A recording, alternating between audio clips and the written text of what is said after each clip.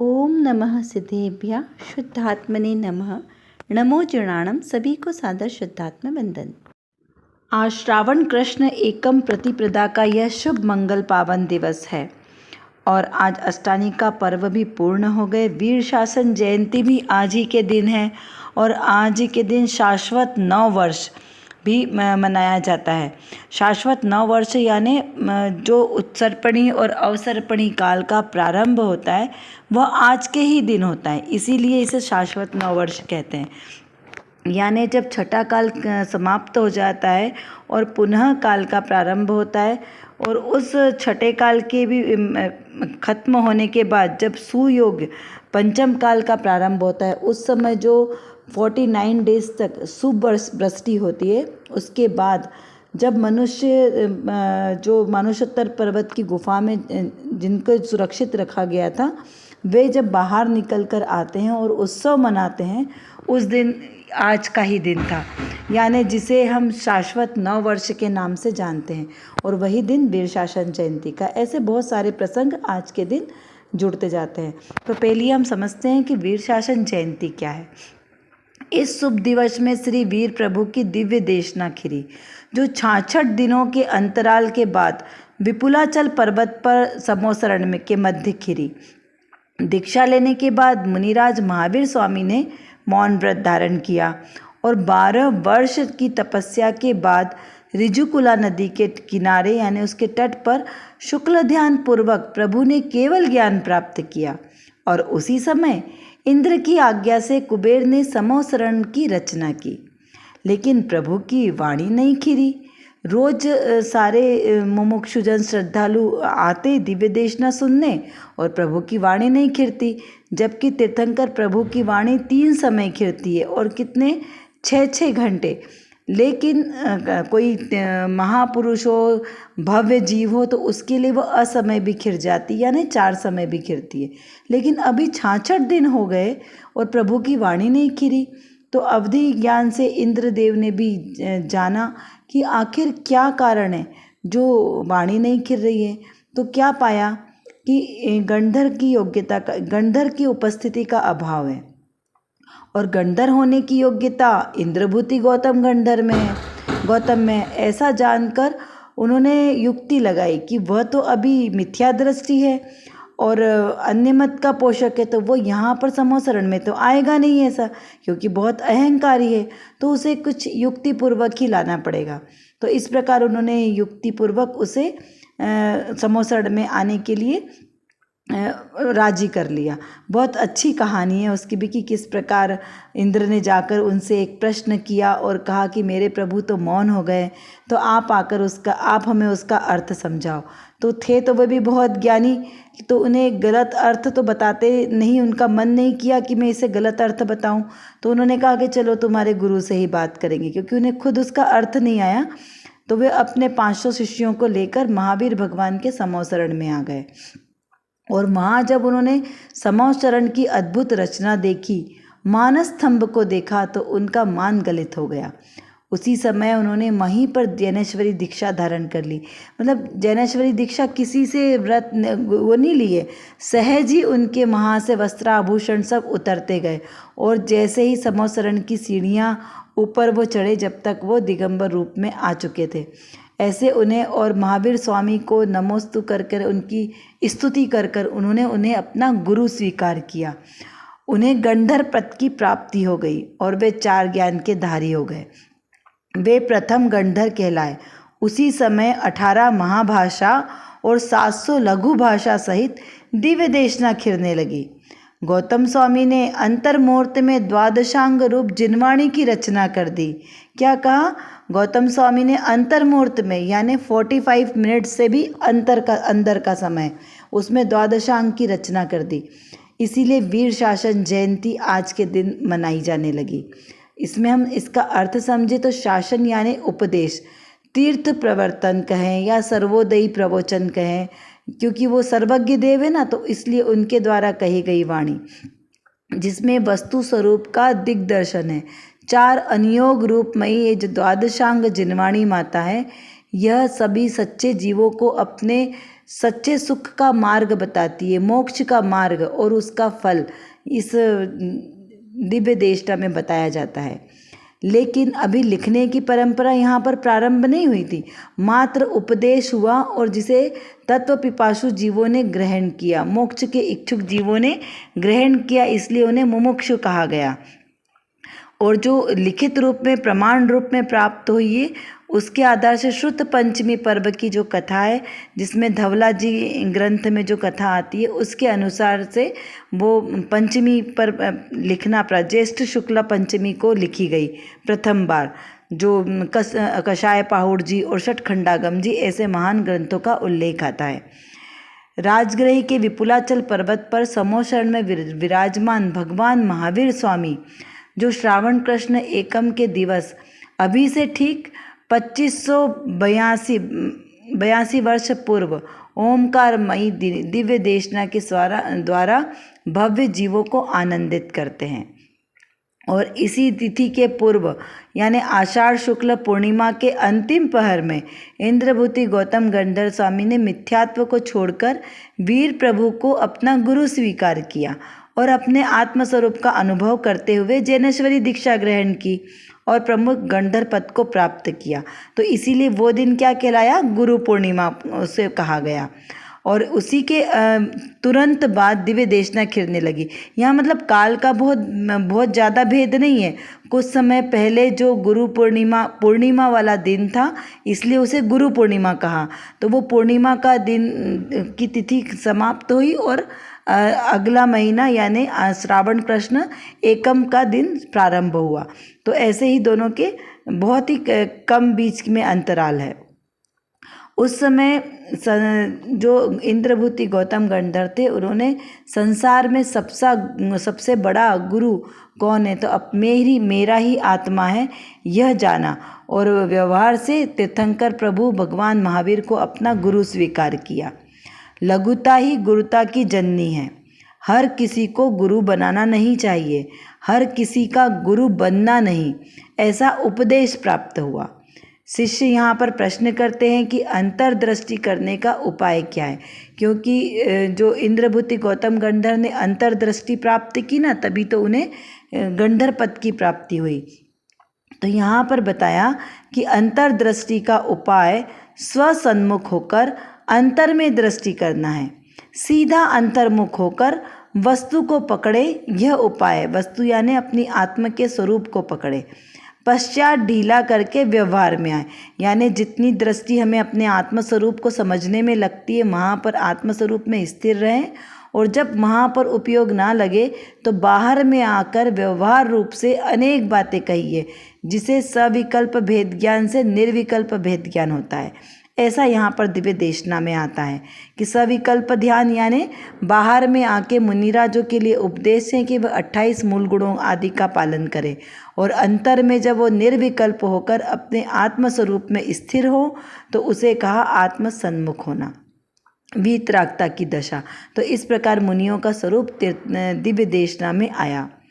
अनंत काल तक अतीन्द्रिय आनंदमयी जीवन के लिए ये 4 अनियोगमयी वीरवाणी का स्वाध्याय का संकल्प यहाँ पर हम सबको लेना चाहिए, क्योंकि भव्य जीवों को जैसा उपकार पूर्व में हुआ और आगे भी होगा और अभी भी हो रहा है वैसा ही उपकार हमारा भी हो। इस भावना के साथ हमें भी इस वीर शासन जयंती को अपने हृदय में धारण करना चाहिए। जैसे शास्त्र में आया है ना प्रवचन सार जी में कि द्रव्यानुसारी कर्णम, कर्णानुसारी चरणम, चरणानुसारी प्रथमम, यानी द्रव्य के अनुसार से हमारा कर्णानियोग द्रव्य के अनुसार से होता है और कर्णानियोग के अनुसार हमें आचरण करना है और आचरण यही हमारा प्रथम कर्तव्य है। सर्वप्रथम द्रव्यानुयोग में जीवादिक प्रयोजनभूत तत्वों को जानकर शुद्धात्मा के आश्रय से रत्नत्रय रूप शुद्ध करण यानी परिणाम जो होने से कर्मों का अभाव होता है उसे समझे, उसे जाने। परिणामों के शुद्ध होने पर सहज ही श्रावक हो और या साधु हो उनके योग्य आचरण कर पलता है, क्योंकि जब तक हमें स्वभाव का ही ज्ञान नहीं होगा तो आचरण कैसे होगा। तो स्वभाव के अनुसार आचरण पलता है और सारे जगत में वह जीव प्रशंसनीय यानी आदर्श बन जाता है। इसी प्रकार हम भी अपने जो द्रव्य स्वभाव है, मेरा जीव द्रव्य स्वभाव, उसको जाने पहचाने और उसका अनुसरण उसी परिणामों के साथ अपना आचरण करें। कैसे? अपने शुद्ध परिणामों के साथ अपना आचरण करें तो हमारा भी जीवन उत्कृष्ट बनेगा। और इस प्रकार का जीवन कैसे उत्कृष्ट होगा? तो व्यवहार में तो स्वाध्याय से ही सुख प्राप्त होता है और निश्चय से मेरी आत्मा ही सुख का खजाना है, तो मेरे आत्मा में ही सुख भरा है, तो मेरे आत्मा के आश्रय से ही सुख की प्राप्ति होगी।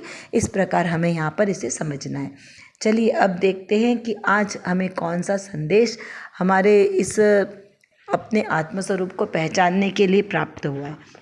यहाँ पर लिखा है कि देवशास्त्र गुरु की भक्ति, पूजा, प्रभावना आदि के शुभ भाव जैसे ज्ञानी को होते हैं वैसे अज्ञानी को होते ही नहीं है।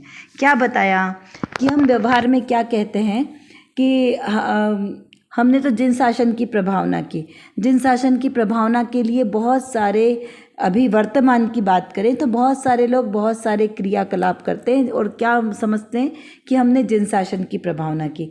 लेकिन सच्ची जिन शासन की प्रभावना किससे है, ये हमें विचार करना चाहिए। जैसे अभी हम जो देखते हैं कि जो चतुर्मास होते हैं, उन चतुर्मासों में बहुत भव्य भव्य स्वागत आदि किया जाता है, भव्य बैनर लगाए जाते हैं। तो क्या ऐसे बैनर लगाने से, भव्य प्रवेश करने से, भव्य जुलूस निकालने से, इससे जिन शासन की प्रभावना है या जिन शासन की प्रभावना किसी और तरीके से होती है? तो यहाँ पर कहा कि सच्चे देव शास्त्र गुरु की भक्ति, पूजा, प्रभावना आदि से शुभ भाव जैसे ज्ञानी को होते वैसे अज्ञानी को नहीं होते। तो ज्ञानी को कैसे भाव होते हैं? तो ज्ञानी को जिन शासन की प्रभावना से उसको इस प्रकार के भाव आते हैं जो आगम में लिखे हैं कि उसे जिन शासन की प्रभावना में सत्य धर्म के प्रकाश के भाव आते हैं। जैसा वस्तु का स्वरूप जिनेंद्र भगवान ने अपनी दिव्य देशना में बताया उसी को प्रसारित करने का भाव आता है। जिनेंद्र भगवान ने अहिंसा धर्म को सर्वोपरि माना है, अहिंसा परमो धर्म कहा है। वस्तु का स्वभाव ही धर्म है, तो ऐसे वस्तु का स्वभाव उजागर करने के लिए कहा है। अहिंसा के साथ अहिंसामयी प्रवृत्ति, प्रत्येक श्रावक का अहिंसामयी आचरण होना, ये इससे वहाँ पर बताया है कि इससे जिन धर्म की प्रभावना होती है। तो व्रत, उपवास आदि का अनुष्ठान बताया है, पूजा पाठ आदि करने का क्रिया बताई है कि इससे जिन शासन की प्रभावना होती है। लेकिन यदि कोई अज्ञानी जीव जिनवाणी का विनय तो करे नहीं, नित्य पूजा पाठ दर्शन आदि करे नहीं, अभिषेक आदि करे नहीं, रात्रि भोजन का त्याग करे नहीं, पानी छान कर तो पिए नहीं, भक्ष अभक्ष का उसे कोई विवेक नहीं, और फिर कहे कि हम जिन शासन की प्रभावना कर रहे हैं, तो ऐसी जिन शासन की प्रभावना ज्ञानी जीव को नहीं होती। ज्ञानी जीव प्रभावना में कभी भी हिंसा का पोषण नहीं करते। जैसे पुष्प एकेंद्रीय जीव है ना, गुलाब का फूल हो चाहे कमल का फूल हो, जिसे हम उत्कृष्ट फूल मानते हैं, लेकिन है तो वह एकेंद्रीयकायी जीव। तो एकेंद्रीयकायी जीवों में अनंत त्रस जीवों की उत्पत्ति है। उसमें क्या कहा? एकेंद्रीय पुष्प में त्रस जीवों की उत्पत्ति है, और उसको तोड़ने से पहले तो उसे वृक्ष से तोड़ा गया, उसमें हिंसा हुई, उसके बाद उसकी पंखुड़ियों को अलग अलग करके उसे यदि हमने डाला गया और फिर उसके ऊपर हमने पैर रखा गया, तो उससे तो और ज़्यादा उत्तरोत्तर जीवों की हिंसा हुई। तो ऐसा जहाँ पर हिंसा की प्रभावना होती, प्रधानता हो, वो प्रभावना नहीं कहलाती, वो जिन शासन की अप्रभावना कहलाती है। इस प्रकार हमें विचार करना। अब इसे और लगा लेना कि हमें कहाँ कहाँ पर हम जिन शासन की अप्रभावना करते हैं।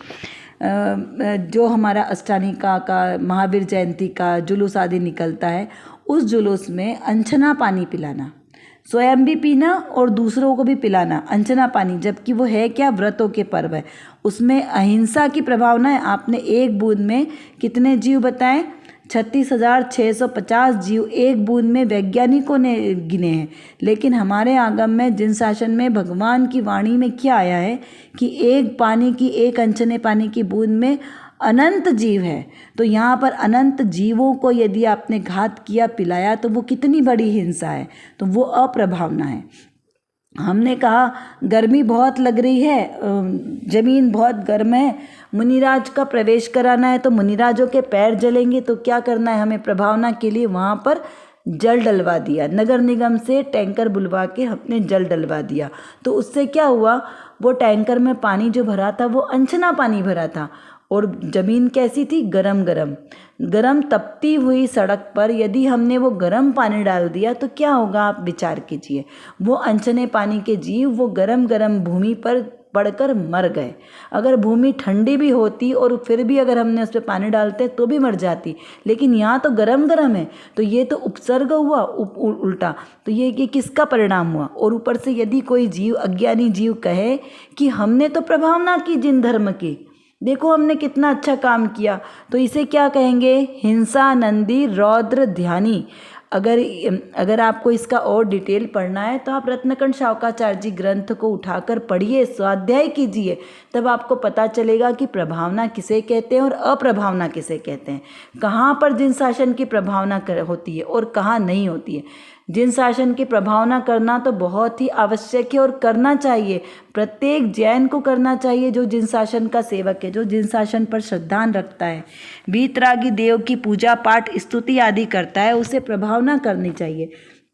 लेकिन सच्ची प्रभावना सम्यक दृष्टि के द्वारा होती है। मिथ्या दृष्टियों के द्वारा जिन शासन की प्रभावना कभी नहीं होती, क्योंकि मिथ्या दृष्टि जीव मिथ्यात्व का ही पोषण करेगा और जो सम्यक दृष्टि जीव होगा वो सम्यक्त्व का पोषण करेगा। तो इसीलिए आप आगम में पढ़े, क्लियर आचार्य देव की वाणी में लिखा है मूल शास्त्रों में कि जिन शासन की प्रभावना सम्यक दृष्टियों के द्वारा हुई है और वो जिन शासन की प्रभावना में प्रसिद्ध हुए। जैसे प्रभावना अंग में प्रसिद्ध कौन हुआ है, सम्यक दृष्टि के 8 अंग हैं। ये 8 अंगों के नाम तो पता ही होंगे सबको, और जिन्हें नहीं पता है वो शास्त्र स्वाध्याय के द्वारा उन अंगों के स्वरूप को जाने। उसमें से 8वां अंग है प्रभावना अंग, जिसमें उर्मिला रानी प्रसिद्ध हुई। कैसे प्रसिद्ध हुई, कहानी बहुत लंबी है इसलिए बहुत विस्तार में नहीं लूँगी, यहाँ हम शॉर्ट में समझते हैं कि उर्मिला रानी जिन शासन की सेवक थी, लेकिन वो एक दूसरी रानी आई जो बौद्ध धर्म की प्रभावक थी। राजा उस पर ज़्यादा आसक्त हुए और उसके कहने से उन्होंने अष्टानिका महापर्व में प्रतिवर्ष निकलने वाला जुलूस रोक दिया और कहा कि बौद्धों का जुलूस पहले निकलेगा, क्योंकि गुरु पूर्णिमा तो वो लोग भी मनाते और सभी धर्मों में गुरु पूर्णिमा पर्व को मनाया जाता है, क्योंकि ये शाश्वत पर्व है ना। इसमें गुरु और शिष्य की परंपरा तो सभी धर्मों को मान्य है, तो सब ने अपने अपने अनुसार, कथाओं के अनुसार उसे माना है। तो यहाँ पर जब उर्मिला रानी को ये पता चला तो उन्हें बहुत खेद हुआ, क्योंकि जिन शासन सर्वोपरि है। तो उन्होंने उपवास के द्वारा ये प्रतिज्ञा की कि मेरा जब तक जिन शासन की जो प्रभावना इतने वर्षों से होती आ रही थी वो निराबाध जुलूस नहीं निकलेगा, तब तक उनका अन्न जल का त्याग। और उनके इस त्याग और सम्यक्त की भावना से प्रेरित होकर जब देव लोगों ने ये जाना तो उनको उस सम्यक दृष्टि जीव के प्रति बहुमान आया और उन्होंने ऐसी प्रभावना की, ऐसा विशाल भव्य जुलूस निकाला जिससे जिन शासन की प्रभावना फिर से निराबाद होने लगी। तो ये होती है प्रभावना कि भव्य जुलूस तो निकाला गया, लेकिन उस भव्य जुलूस में कहीं पर भी हिंसा की प्रधानता नहीं रही। भव्य हाथी घोड़े आदि सब कुछ लगाए गए, लेकिन वहाँ पे हिंसा नहीं हुई किसी जीवों की। ये यहाँ विशेष रूप से समझने योग्य बात है। यदि हम भी अगर ऐसा बराबरी करने की सोचें कि हम भी उनकी बराबरी करें, तो हमें यह तो विचार करना चाहिए कि वहाँ पर हिंसा हो रही है या नहीं हो रही है, किस परिमाण में हिंसा हो रही है। ज़्यादा परिमाण में अगर हिंसा हो रही है तो वो भी अप्रभावना का कारण है, इस प्रकार समझना है। चलिए अब यहाँ की आज की रत्नकणिका में देखते हैं कि यहाँ पर कौन सा प्रश्न है। रत्नकणिका में प्रश्न पूछा गया है कि सम्यक दर्शन होने के बाद तो साधु को सन्यासी बनना ही पड़ता है ना। इसका समाधान करते हुए यहाँ पर पूज्य गुरुदेव श्री के साथ रात्रि की चर्चा में आता है कि सम्यक दर्शन प्रथम करें, पश्चात साधु कैसे होते हैं इसकी खबर पड़े। सम्यक दर्शन के बाद अंतरंग में आनंद की भर्ती आती है, अतीन्द्रिय आनंद की भर्ती आती है। जैसे समुद्र में पानी की भर्ती आती है, उसी प्रकार मुनि दशा में अंतर आनंद की भर्ती आती है, उसी का नाम है मुनि दशा। यहाँ पर क्या बताया कि जब जीव को ज्ञान हुआ तो ज्ञान के साथ में वैराग्य होगा। ज्ञान और वैराग्य दोनों ही एक दूसरे के पूरक है ना। ज्ञान बिना वैराग्य किसी काम का नहीं है, और वैराग्य ज्ञान होगा तभी आएगा, इसके बिना नहीं आता। तो सच्चा ज्ञान ही उसे कहा जब वैराग्य आए। यदि आपको वैराग्य नहीं आ रहा है तो आपका ज्ञान किसी काम का नहीं है।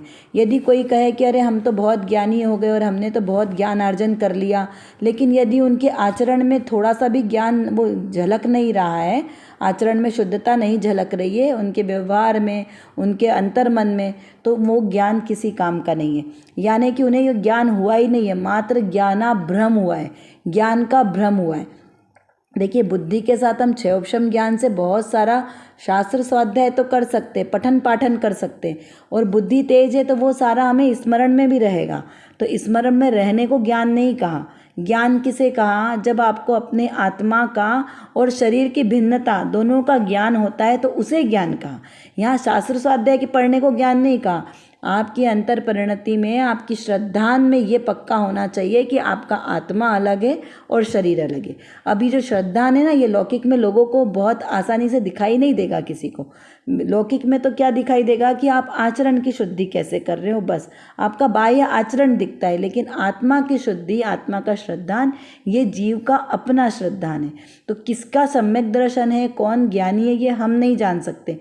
ये केवल ज्ञानी का विषय है, और वह स्वयं जीव को, जिसको आत्मा के आनंद की अनुभूति है, वही जान सकता है कि उसे कैसे आनंद की अनुभूति होती है। अन्य किसी को भी आत्मा का आनंद का पता नहीं चलता। तो यहाँ पर कहा कि ऐसा जिसे ज्ञान होता है उसे सहज ही वैराग्य होता है, उसे वैराग्य लाना नहीं पड़ता। और वैराग्य के साथ जैसी जैसी उसकी आत्मा की विशुद्धि होती है, जैसे जैसे परिणामों की शुद्धि होती है, उस हिसाब से उसकी शुद्धता की वृद्धि होती है। क्योंकि शुद्धता की वृद्धि होगी तब धीरे धीरे गुणस्थान, उसके परिणाम विशुद्ध होंगे, और ये जो परिणामों के विशुद्धि है उसी को कहते हैं गुणस्थानों का बढ़ना। तो चतुर्थ गुणस्थान में सम्यक दर्शन की प्राप्ति होती है। धीरे धीरे धीरे उनकी जो कषायों की मंदता होगी और परिणामों में शुद्धि होगी, तो धीरे धीरे सहज ही उसे मुनि दशा के भाव आएंगे। ऐसा जरूरी नहीं है कि जैसे ही उन्हें सम्यक दर्शन हुआ और तुरंत मुनि दशा के भाव आ जाए। इसमें बहुत लंबा काल तक जीव रह सकता है। अधिक से अधिक जीवों का कितना काल बताया है? अर्ध पुद्गल परावर्तन, इतना काल रह सकता है। सब जीव रहेंगे ऐसा आवश्यक नहीं है, लेकिन इतना समय जीव रह सकता है। उसके बाद जीव को व्रतादिक लेने के भाव आएंगे, और फिर मुनि दशा के भाव आएंगे, और फिर वो सही वाली मुनि दशा। ऐसे में वस्त्रादि का त्याग करना मुनि दशा, ये मुनि दशा नहीं है। क्या कहा? वस्त्रादि का त्याग करना मात्र तो द्रव्य लिंग है। सच्ची मुनि दशा अंतर के परिणाम निर्ग्रंथता को प्राप्त करे, अंतर के परिणामों में विशुद्धति हो, वह मुनि दशा कहलाती है। ऐसे मात्र ज्ञान हुआ या नहीं हुआ, आधा अधूरा ज्ञान हुआ और हमने मुनि दशा अंगीकार कर ली, तो वो हमारी किसी भी तरीके की गिनती में नहीं आती है। तो यहाँ पर मुनि दशा को कैसे बताया कि जब वो सम्यक दृष्टि को आत्मा का आनंद का ज्ञान होता है, उसे आत्मिक आनंद प्रकट होता है। तो जिस प्रकार आत्मिक आनंद होता है उसी प्रकार से उसकी दशा का निर्धारण होता है। वो अंतर में अतीन्द्रिय आनंद की अनुभूति उसे बारंबार अनुभूति होती है। उसको उदाहरण क्या लिया? तो यहाँ पर उदाहरण से बताया, जैसे समुद्र में लहरें आती हैं। तो कैसे लहरें आती हैं समुद्र में? उछल उछल कर लहरें आती हैं, तो कैसा लगता है जैसे समुद्र प्रफुल्लित हो रहा है। तो इस प्रकार वो लहरों के उछाल से जैसे वह आनंदित होता है, वैसा ही ज्ञानी जीव अपने अंतर में आनंद की लहरें, हिलोरें उठती है उसके अंदर, तो ऐसी हिलोरों के साथ वो आनंदित होता है। उसे कहा, उसे अपने आत्म स्वभाव का आनंद हुआ, और उसी के साथ उसे वैराग्य अंगीकार होता है। यानी कि पहले सम्यक दर्शन होगा, उसके बाद मुनि व्रतादिक करने के, व्रतादिक लेने के भाव होंगे। स्व में बस, पर से खस, तभी आएगा उस अतीन्द्रिय आनंद का रस। ऐसे होते हैं महामुनिराज। धन्य मुनिराज का जीवन, धन्य मुनिराज का वैभव, धन्य मुनिराज हमारे हैं, हमें प्राणों से प्यारे हैं। ऐसे मुनि दशा हमारी भी शीघ्र हो, इस भावना के साथ चलिए अब कुछ प्रश्नों के माध्यम से हम चिंतन धारा को बढ़ाते हैं। वीर शासन क्या है, इसका विचार कीजिए। कैसे चलता है यह वीर शासन? मेरे शुद्धात्म तत्व पर किसका शासन चलता है, विचार कीजिए। शाश्वत 9 वर्ष की तिथि के ही दिन वीर प्रभु की दिव्य देशना खिली। तो यह दिन किस किस प्रकार से धन्य हुआ, इसका विचार करें। सच्ची मुनि दशा यानी क्या, किसे कहा सच्ची मुनि दशा? जिन शासन की प्रभावना का क्या स्वरूप है और वर्तमान में इसका क्या स्वरूप हो गया है, इसका विचार चिंतन कीजिए। कर विचार तो पाम, हम जितना विचार करेंगे उतना ही हमारा विषय क्लियर होगा, क्योंकि हमारे पास समय की कमी है और जानना बहुत ज़्यादा है। और किसको जानना है? अपने ही ज्ञायक स्वभाव को जानना है। तो जब तक हम अपने इस ज्ञायक स्वभाव को नहीं जानेंगे तब तक हमारा कोई भी कार्य सिद्ध नहीं हो सकता। तो एकमात्र जो मेरे अंदर मतलब मेरे आत्म स्वभाव में जो ज्ञान नाम का विशेष गुण है, इस गुण को एकमात्र अपने ज्ञायक स्वभाव को जानने में लगाएं तो निर्विकल्प दशा की प्राप्ति होगी। और इस निर्विकल्प दशा के ही आश्रय से हमें शाश्वत सुख की प्राप्ति होगी। तो वो शाश्वत सुख हमें प्राप्त हो, इसीलिए पुरुषार्थ करना आवश्यक है। उसके लिए व्यवहार से तो सच्चे वीतरागी देवशास्त्र गुरु का आश्रय लेना योग्य है, और निश्चय नय से मेरी निज शुद्धात्मा का आश्रय लेना ही सर्वश्रेष्ठ उपाय है।